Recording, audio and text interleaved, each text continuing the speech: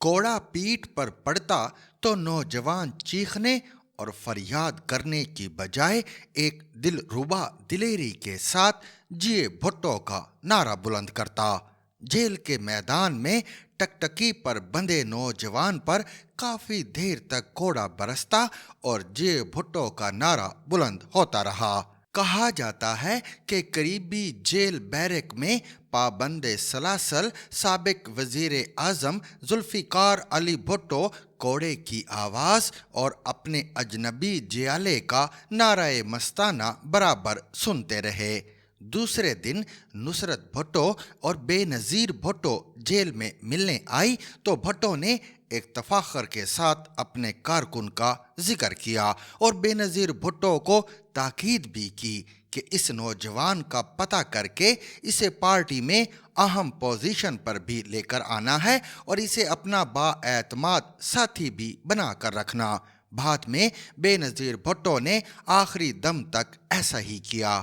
اور ہاں، اس نوجوان کا نام جہانگیر بدر تھا۔ ایک گمنام کہانی یوں بھی ہے کہ ولی خان کے والد باچا خان کے خدائی خدمت گار تحریک سے کارکنوں کی وابستگی یوں تھی کہ سزاؤں اور قید و بند کے بغیر خود کو معاشرے میں کمتر سمجھنے لگتے۔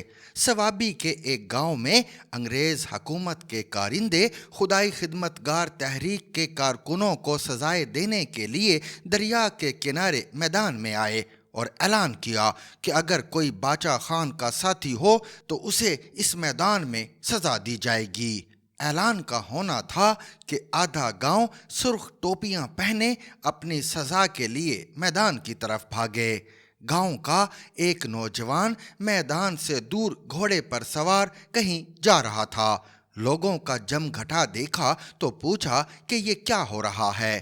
کسی نے بتایا کہ باچا خان کے پیروکاروں کو سزائیں دی جا رہی ہیں۔ نوجوان نے اپنا گھوڑا فوراً درخت کے ساتھ باندھا اور میدان کی طرف بھاگ کر حکومتی کارندوں سے کہا کہ مجھے اپنے حصے کی سزا پہلے دے دیں کیونکہ میں نے دور جانا ہے۔ اسی سر بلند تاریخ سے ایک اور کہانی جھانک رہی ہے۔ طویل قید اور غیر انسانی سزائیں کاٹنے کے بعد جسمانی اور ذہنی طور پر برباد ہوئے سیاسی کارکن نے جب ملک چھوڑا تو لندن کے ایئرپورٹ پر لڑکھڑاتے اور بے سر و سامانی کے شکار اس غریب الوطن شخص کو اپنے ایک ہم وطن پاکستانی نے انسانی جذبے کی بنیاد پر سہارا دیا اور اسے اپنے فلیٹ پر لے گیا۔ دوسرے ہم وطنوں کو پتہ چلا تو انہوں نے چندہ اکٹھا کیا اور ایک کلینک میں اس کا علاج معالجہ شروع کیا۔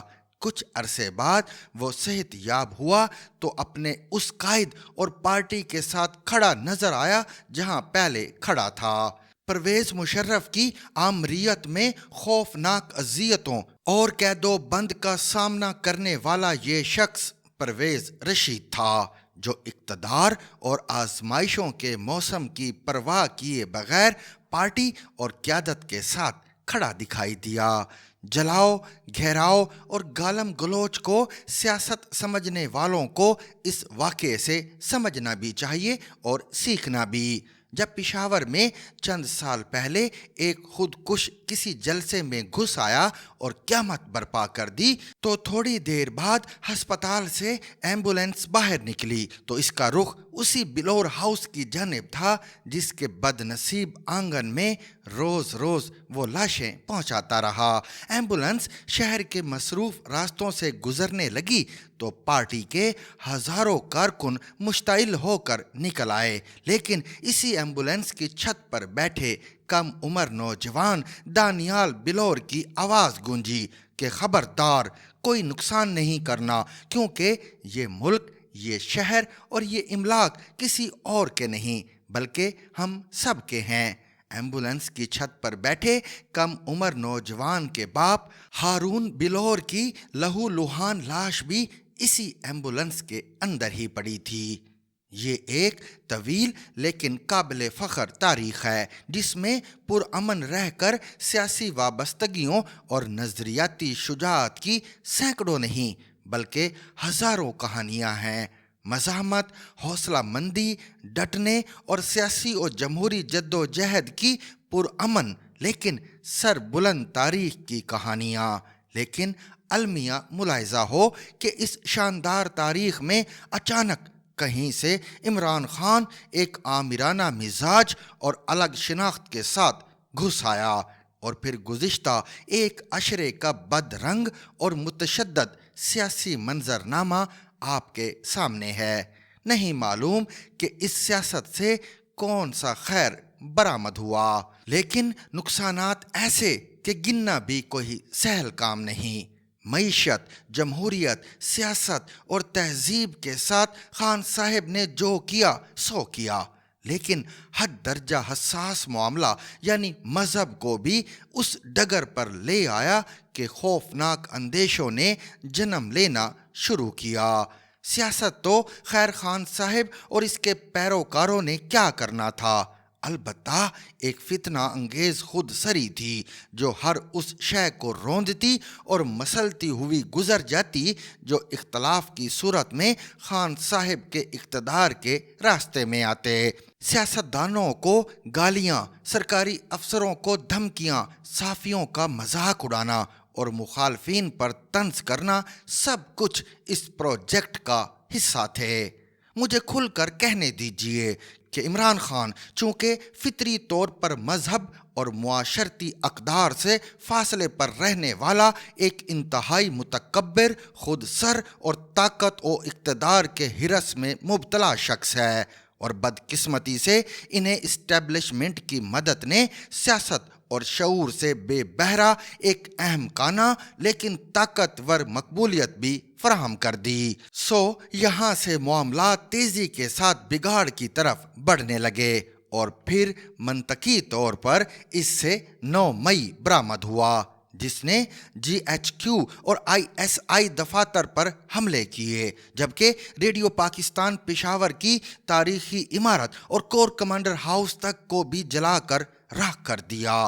سمجھدار لوگوں کے لیے اس سانحے میں حیرت کا کوئی پہلو نہیں، کیونکہ گزشتہ ماہ و سال سے جمہوریت، پارلیمان، نظام انصاف اور میڈیا کے حوالے سے عمران خان کا رویہ اور کردار نہ صرف پوری وضاحت کے ساتھ سامنے آتے گئے بلکہ مستقبل میں ان کے عزائم اور ارادوں کا پتہ بھی دے رہے تھے۔ سو اب صرف آگ اور دھواں رہ گیا تھا، اس لیے وہ بھی کر بیٹھا۔ اب اہم سوال یہ ہے کہ اس کی سیاست کو میسر آتے اور منتشر ہوتے ہوئے اس فین کلب کا کیا کرنا ہے، جسے پہاڑ جیسے حقائق دکھائی دینے کی بجائے عمران خان کا تخلیق کردہ سراب ہی دکھائی دیتا ہے، اور جسے نہ ملک سے کوئی سروکار ہے، نہ معیشت کی فکر ہے، نہ جمہوریت سے دلچسپی ہے، اور نہ سیاست اور تاریخ سے آگاہی ہے، لیکن اپنی تمام تر حماقت کے باوجود بھی اس ہجوم کو تنہا چھوڑنا ہرگز دانش مندی نہیں ہوگی۔ ایک درد دل اور ہمدردی کے ساتھ بتا رہا ہوں کہ مجموعی طور پر ہمیں گرد و پیش میں بہت سے خطرات کا سامنا ہے، اس لیے ریاست کے ساتھ ساتھ سیاسی جماعتوں اور ذمہ دار اداروں کو بھی اس نوجوان اور ناسمجھ طبقے پر بھی بہت توجہ دینی ہوگی، کیونکہ ایک بد رنگ اور سراب انگیز سیاست کے اختتام پر معصوم لیکن بھٹکتی ہوئی منتشر جذباتیت کو تھامنا اولین ترجیح ہونی چاہیے، تاکہ تباہی کے راستے پر نکلنے کی بجائے انہیں ملک کی ترقی میں کردار ادا کرنے کی طرف موڑا جائے۔ For more Urdu and English columns with audio, please subscribe our YouTube channel or like our Facebook page. Zigzag News. We make it special.